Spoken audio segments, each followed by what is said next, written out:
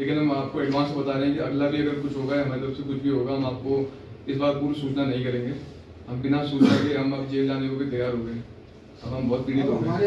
तो ये हमारा ज्ञापन है, कुछ इस प्रकार के ज्ञापन है। हम बहुत ज्ञापन दे चुके हैं। भर्ती घोटाले बंद करो, बंद करो, बंद करो, भर्ती घोटाले बंद करो, बंद करो, बंद करो, भर्ती घोटाले। तो आज हमने ये जो ब्लैंक ज्ञापन दिया है, हम ये जो कोरा है, हमारे शब्द खत्म हो गए हैं, हमारी शाही खत्म हो गई है। तो आज हम बेरोजगार संघ की तरफ से एक ज्ञापन देने डीएम साहब को आए हैं, जो ये रेगुलर लीक हो रहे हैं पेपर।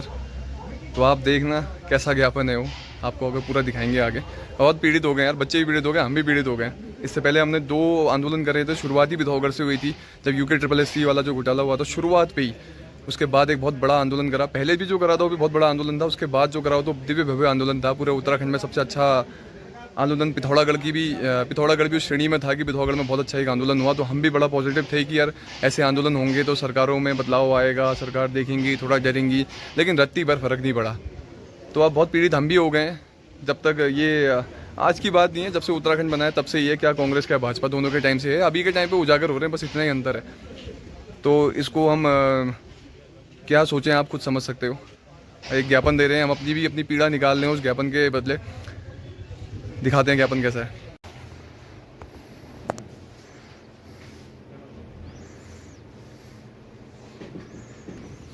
इस ज्ञापन के माध्यम से हम आपको ये भी बताना चाह रहे हैं कि सर ये तो है, अब इस पर अगर कोई निष्कर्ष निकलेगा, आगे भी कुछ अगर होगा तो हम इसके बाद हमारा आंदोलन बहुत उग्र होगा।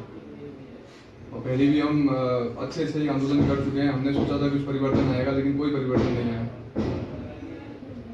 साल का पहला ही पेपर हो भी ऐसा हो, अगर अगले पेपर भी ऐसे होंगे तो फिर तो हमारी तरफ से बहुत उग्र आंदोलन रहेगा। आज आप लोग यहाँ पे आए हैं और क्या मांग है इसके बारे में बताइए। देखिए, आज जो हम ज्ञापन दे रहे हैं, ये आप देख रहे होंगे कि ये ब्लैंक ज्ञापन है। ये ब्लैंक इसलिए है कि हम पीड़ित हो चुके हैं। कई बार कई आंदोलन यहाँ हो चुके हैं। पिथौरागढ़ में खुद हमने जब शुरुआत के यूके SSSC का हमने शुरुआत करी थी, जब आंदोलन हुए थे यहाँ, जो घोटाले की शुरुआत हुई थी, सबसे पहला आंदोलन ही पिथौरागढ़ से हुआ था। उसके बाद जो एक बहुत बड़ा आंदोलन पिथौरागढ़ के अंदर हुआ था और पूरे प्रदेश में इसका नाम गूंजा था। तो हमने सोचा था कि कुछ तो परिवर्तन अब मिलेगा। लेकिन आप देखो, साल का पहला ही पेपर है, दोबारा से वो पेपर लीक हो गया है। तो हम आंदोलन कर करके, ज्ञापन दे दे के बहुत पीड़ित हो गए हैं। अब हम चाहते हैं कि कुछ ना कुछ इस पर निष्कर्ष निकले। हम चाहते हैं कि सरकार अगर सख्ताई भी करे तो कम से कम उन लोगों को सजा तो मिले। हमारे बच्चे, हमारे सिर्फ पिथौरागढ़ के नहीं, पूरे उत्तराखंड के बच्चे पीड़ित हो गए हैं। जहाँ तहाँ जा रहे हैं, पेपर दे रहे हैं, पढ़ रहे हैं, रात दिन एक कर रहे हैं, लेकिन निष्कर्ष कुछ नहीं निकल पा रहा है। उनकी जो परिश्रम है, उनकी मेहनत है, उनको फल मिल रहा है। लास्ट में हो रहा है कि पेपर लीक वाला जो फल उनको मिल रहा है, उससे वो भी परेशान हो गए हैं। बहुत मेंटल टॉर्चर उन बच्चों के लिए भी हो गया है। तो हम सरकार से एक अनुरोध करना चाहते हैं कि जो आप आने वाले समय में जो पेपर निकालने वाले हैं, जो आप कह रहे हैं कि और जल्दी पेपर होंगे, क्या हम उससे आश्वस्त रहें कि वो पेपर लीक नहीं होंगे? क्या वो भ्रष्ट तंत्र खत्म हो गया है? इससे पहले भी हो गया था। इतना बड़ा आंदोलन होने के बाद हमें भी आश्वासन था कि हम पूरे आश्वस्त थे कि अब तो पेपर लीक नहीं हो सकता, लेकिन उसके बाद भी वही ढाक के 3 पात कहते हैं, वही हुआ।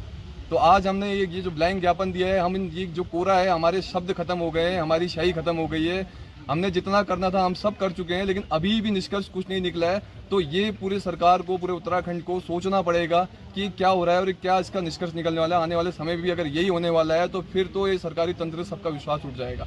तो इस चीज़ के लिए आज हमने ज्ञापन हम डीएम साहब के माध्यम से हम आगे भिजवाया है। तो अब देखो इस पर क्या निष्कर्ष निकलता है। अगर नहीं निकलेगा तो हम आगे भी, हम हार नहीं मानने वाले, हम आगे भी संघर्ष करते रहेंगे, हम आंदोलन करते रहेंगे, अपने हिस्से का कर्म हम करते रहेंगे। अब देखो सरकार से क्या आशाएं निकलती हैं बात में। धन्यवाद। Okay, thank you. नितिन भाई, आप आज प्रदर्शन कर रहे हैं, क्या मांगे बताओ।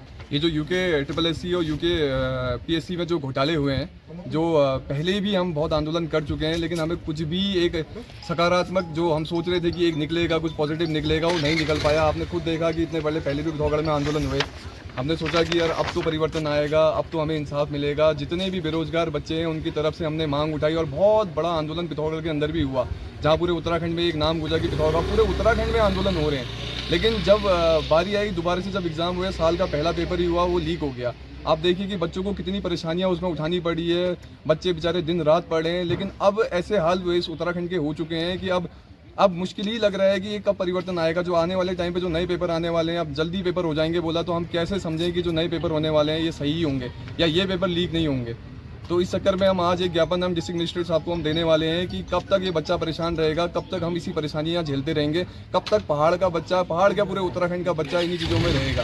तो इसके लिए हम एक ज्ञापन दे रहे हैं और आज हम ज्ञापन दे रहे हैं। ज्ञापन देने के साथ साथ हम पूरी कोशिश करेंगे कि आने वाले समय में हम और भी आंदोलन करें अगर इसका कोई निष्कर्ष नहीं निकलता है तो अपनी तरफ से तो हमने ज्ञापन दे दिया है। अब देखो आगे कैसा रहता है, हम जुड़े हैं। अगर आपकी तरफ से भी कोई पॉइंट्स हैं, कुछ आपकी बातें हैं जो रखनी है, आप प्लीज़ बताएं।